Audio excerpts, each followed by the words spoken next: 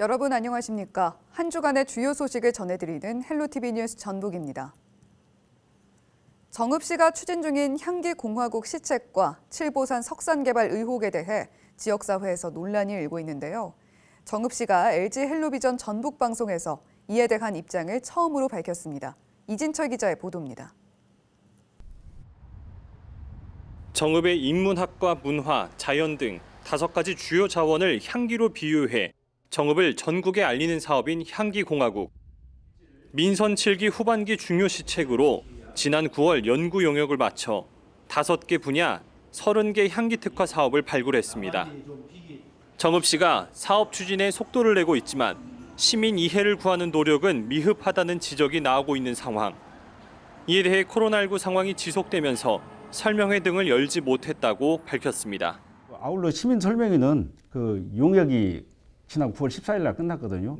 용역이 끝난 뒤에 진행하려고 이렇게 계획했던 부분들인데 코로나19가 이렇게 발생이 되고 또 확산되는 그런 추세에 있어서 그 진행이 못했던 그런 부분이 좀 아쉽긴 합니다. 그런데 향기공화국 정책의 핵심 자원인 라벤더 농장을 둘러싼 특혜 의혹에 대해서도 입장을 밝혔습니다.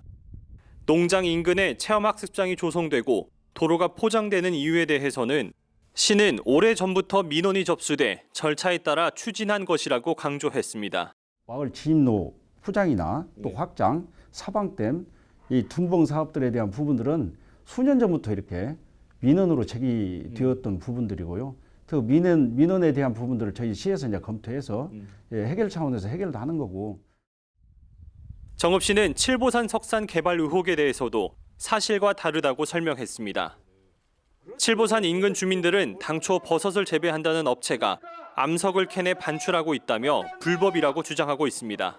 정읍시는 지금 당장 허가를 취소하고 칠보산이 중물로 더 망가기 전에 주가 원상 복구하고 또한 불법적으로 사업을 벌인 사업주를 고발 조치하고 처벌받도록 해야 합니다. 이에 대해 정읍시는 사업주가 버섯 재배사 조성 부지를 평평하게 고르는 과정 중 불가피하게 암석을 깨 반출하는 것이라고 덧붙였습니다. 또 버섯 재배사 전체 부지를 더하면 개발 허가를 받아야 하지만 재배사가 3개 동으로 이루어져 있어 신고만 하면 사업을 추진할 수 있다고 밝혔습니다. 주민들이 주장하는 2가지 의혹이 규정상 문제될 게 없다는 겁니다. 근데 각 동별 그 연면적이 183.75평방미터, 한 55.5평 정도로 이렇게 되어 있고요. 3개 동 전체를 합쳐야 연합계 연면적이 551.25평방미터 정도, 이게 한 166.7평 정도에 해당돼서 이것은 이제 건축 신고 대상이다. 이렇게 해서 저희들이 신고 처리를 해 준 거고요.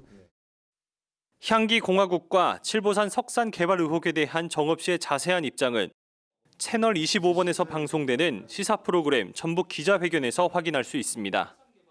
헬로티비 뉴스 이진철입니다. 전북 지역 한 소규모 마스크 제조업체가 배기밸브 장착 제품에 대한 사용 중단 조치로 피해를 당하고 있다며 억울함을 호소하고 있습니다. 사용 중단 조치 전 정부의 생산 독려 요청에 물량을 초과 생산한 데다 기존 판매 상품 반품 요청까지 들어오면서 경영난을 겪고 있습니다. 김남호 기자가 취재했습니다. 전북 지역 한 마스크 생산 공장입니다. 이 업체는 배기밸브형 KF94 보건용 마스크를 수작업을 통해 생산하는 곳입니다. 하지만 최근 배기밸브 마스크가 감염 우려 상품으로 분류돼 사용이 금지되면서 경영난을 겪고 있습니다. 보건복지부 장관께서 망사 마스크하고 배기밸브 마스크를 10월 5일자로 이제 그 과태료 10만 원을 매기다 보니까 판매 자체가 전혀 이루어지지 않고 지금 기존에 저희 도매 업체라든지 뭐 SK라든지 이런 쪽에서도 반품을 하겠다고 해서 사실은 지금 그걸 물어주게 되면 회사가 거의 도산을 할 정도의 지금 상황까지 와 있습니다. 이 업체는 코로나19 여파로 마스크 수요가 급증하던 올해 초 정부기관의 생산 독려 요청에 야간 작업까지 진행했습니다. 하지만 질병관리청의 배기밸브 마스크 사용 중지 조치에 판매하지 못하는 재고 상품과 반품 물량까지 피해액만 50억 원을 넘어섰습니다. 식품의약품안전처 관계자는 감염 우려를 줄이기 위해 내려진 불가피한 조치라고 밝혔습니다. 일부형 마스크 자체는 이제 숨쉬기 좀 편하게 이제 고안이 된 건데 이게 뭐 저희가 전문가 의견들을 좀 받았을 때 이게 날숨이 나갈 때 이게 바로 밖으로 바로 배출될 경우에는 이제 감염원이 배출될 수 있기 때문에 식약처 같은 경우는 아시는 것처럼 이제 허가 기관이다 보니까 저희가 뭐 재정적인 지원이나 이런 걸 해드리기엔 좀 뭐 어려운 부분이 있고 아마 중소기업부라든지 이런 쪽에서는 뭐 그런 지원을 해주는 걸로는 알고 있거든요. 감염 우려를 줄이기 위한 정책에는 공감하지만 초과 생산 이후 내려진 사용 중단 조치에 억울함을 호소하는 제조업체. 경영난 극복을 위해 의류 상품을 대체 생산하고 있는 피해 업체들에 대한 보상안도 필요한 상황입니다. 헬로티비 뉴스 김나옵니다. 택시기사가 수익의 일부를 고정적으로 회사에 입금하는 제도, 산합금 제도라고 하는데요. 이 제도의 피해를 줄이기 위해 전국의 전액관리제도가 시행됐습니다. 하지만 정읍에서는 택시회사 대부분이 이를 지키지 않고 관리 감독을 해야 할 정읍시도 소극적으로 대처해 논란이 일고 있습니다. 이진철 기자가 보도합니다. 160일 넘게 시청 앞에서 농성을 이어오고 있는 공공운수노조. 정읍시에 요구하는 사안 가운데 하나는 전액관리제 시행입니다. 전액관리제는 택시기사들이 산학금 제도로 겪었던 불안정한 수익 구조를 보완하기 위한 제도인데 올해부터 전국에 전면 시행됐습니다. 하지만 정읍 지역 택시회사 10곳 가운데 이를 시행하는 곳은 단 한 군데도 없습니다. 노조는 지난 2월 정읍 모든 택시회사가 전액관리제를 실시할 수 있도록 정읍시에 관리 감독을 요구하는 진정서를 제출했습니다. 이로부터 8개월이 지난 뒤 시는 모든 법인 택시회사에 사전 행정 처분을 내리며 회사에 2달의 의견 제출 기한을 줬습니다. 기한이 지나도 전액관리제를 시행한 업체는 없었지만 정읍시는 추가 행정 조치를 취하지 않았습니다. 같은 사전 행정 처분을 내린 전주시의 경우 전액관리제를 이행하지 않은 업체를 대상으로 1차로 500만 원의 과태료를 부과한 것과는 대조적으로 정읍시가 소극적으로 전액관리제 관리 감독에 나선다고 노조는 주장합니다. 노동자들은 법과 행정에 의지할 수밖에 없습니다. 법과 행정이 노동자를 애면할 때는 저희들 설당이 없습니다. 정읍시는 진정서 접수 이후 지난 8월까지 택시회사에 모두 4차례에 걸쳐 전액관리제 촉구 공문을 보냈다고 밝혔습니다. 이에 대해 사측은 전액관리제 시행에 대한 어려움을 나타냈습니다. 전액관리제가 다른 대도시에서도 제대로 이뤄지지 않고 있는 상황에서 정읍시에서 무리하게 시행하는 건 형평성에 맞지 않다는 입장입니다. 시는 이러한 의견과 코로나19 상황 등을 감안해 택시회사에 대한 처분을 유예하기로 결정했습니다. 전액관리제 시행은 우리 시에서도 원칙적으로 시행을 할 계획입니다. 다만 코로나19 및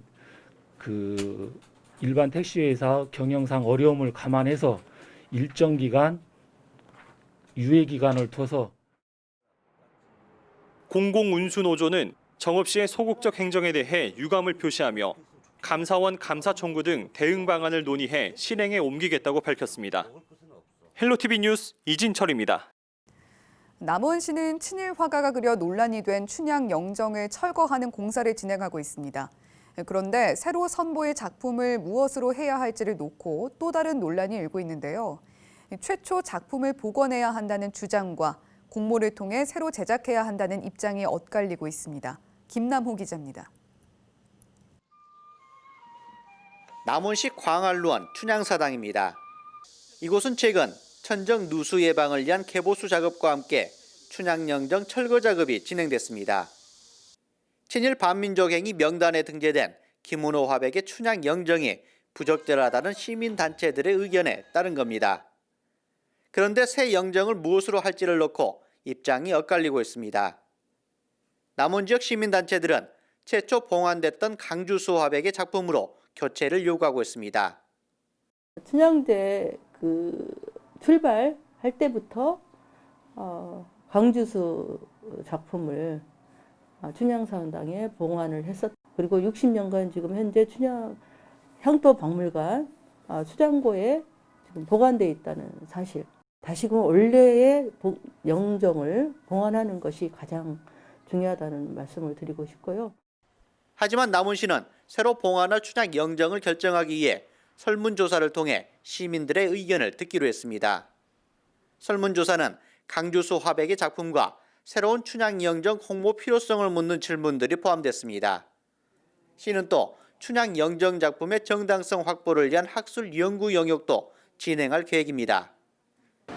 친일 작가 논란이 있었던 기존 춘향영정 철거 이후 시민 의견을 묻는 설문조사를 진행하고 있습니다. 설문조사 결과와 정확한 공증을 거쳐 추후 문제는 결정할 예정입니다. 봉안된 지 60년 만에야 역사의 뒤안길로 사라진 친일 화가의 춘향영정. 1931년 춘향사당을 처음 건립했을 때 민족혼을 다시 살리면서 그 뜻을 기릴 수 있는 춘향영정이 결정될 수 있을지 시민들의 관심이 모아지고 있습니다. 헬로티비 뉴스 김남호입니다.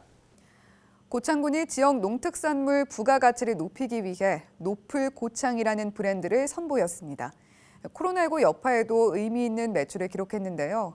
올 한 해 성과는 무엇이고 어떤 과제가 남았는지 취재했습니다. 이진철 기자가 보도합니다. 고창 농특산물의 제값을 받는다는 목표 아래 지난해 12월 선을 보인 통합 브랜드 노풀고창.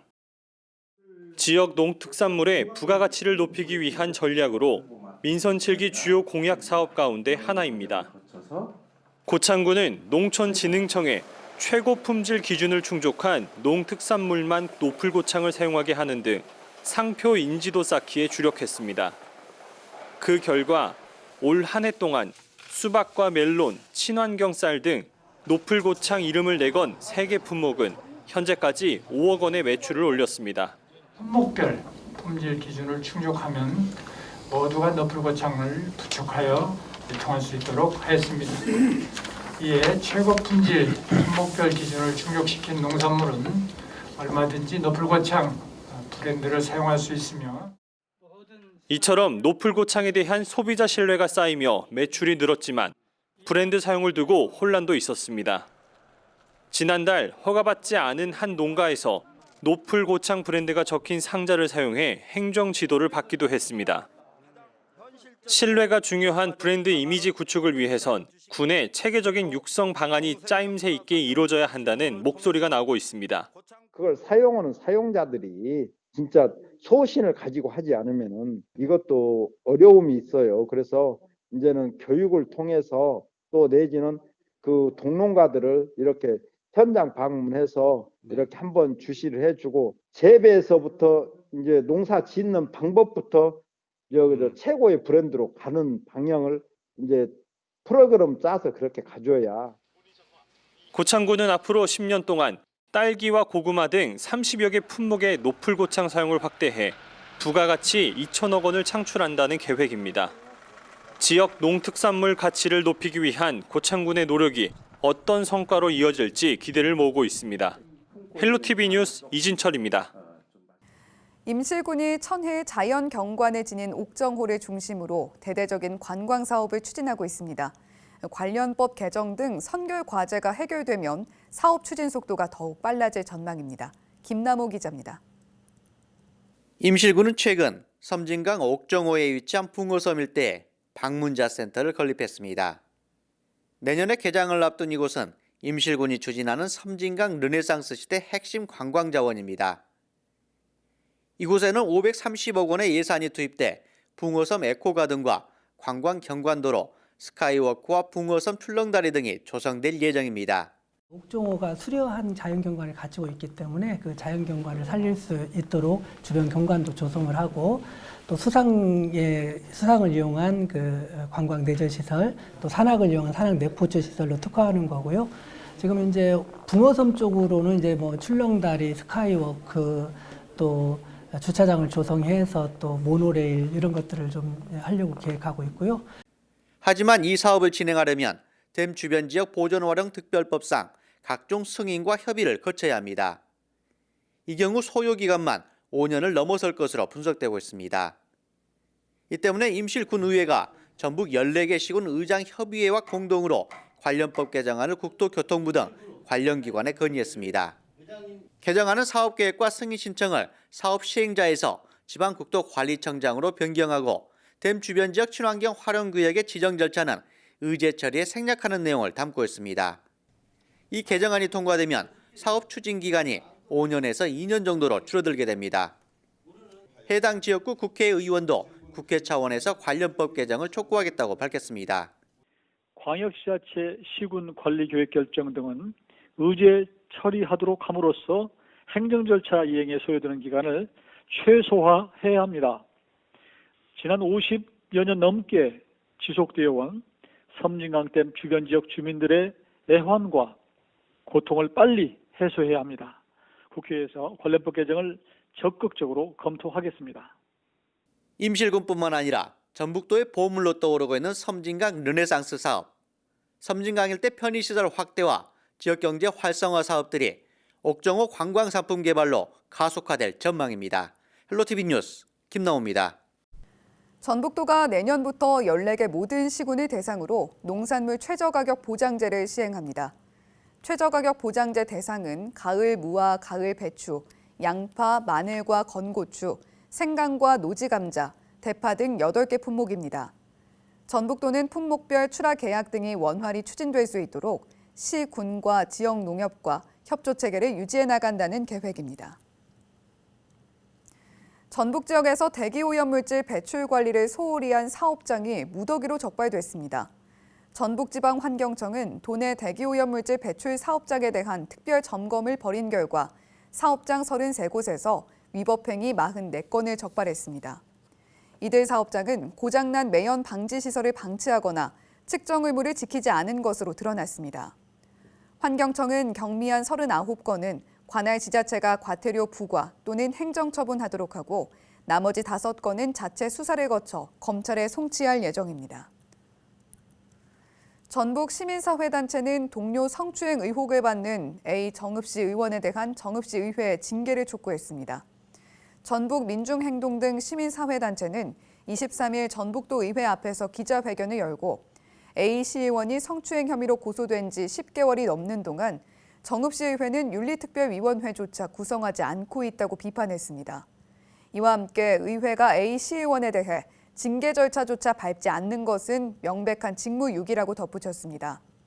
A 시의원은 지난해 10월 회식 자리에서 동료 의원을 강제추행한 혐의로 지난 2월 검찰에 고소됐습니다.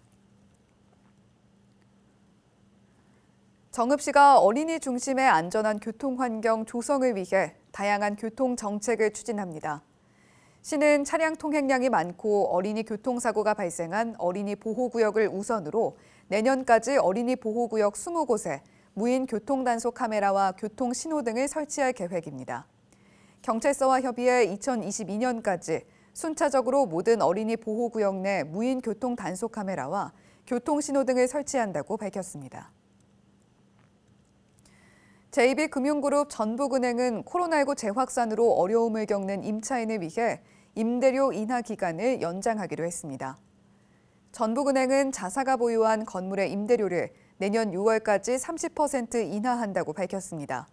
이에 앞서 전북은행은 지난 3월에도 전주시의 착한 임대인 운동에 동참해 소상공인 11개 업체를 대상으로 임대료를 10개월간 30% 인하한 바 있습니다. 다른 사람에게 휴대전화 개통을 강요하고 이를 중고로 되파는 속칭 휴대폰깡 일당의 주범들이 실형을 선고받았습니다. 전주지법은 사기 공동공갈 등 혐의로 기소된 24살 A씨에게 징역 1년 6개월, 23살 B씨에게 징역 8개월을 선고했다고 밝혔습니다. 이들은 지난해 7월 29일 피해자를 전주시 덕진구 한 도로로 불러내 휴대전화 개통을 강요하고 300여만 원 상당의 휴대전화 2대를 받아낸 혐의로 기소됐습니다. A씨 등은 피해자가 개통을 거부하자 둔기를 이용해 협박한 것으로 조사됐습니다. 이상으로 뉴스를 마칩니다. 시청해주신 여러분 고맙습니다.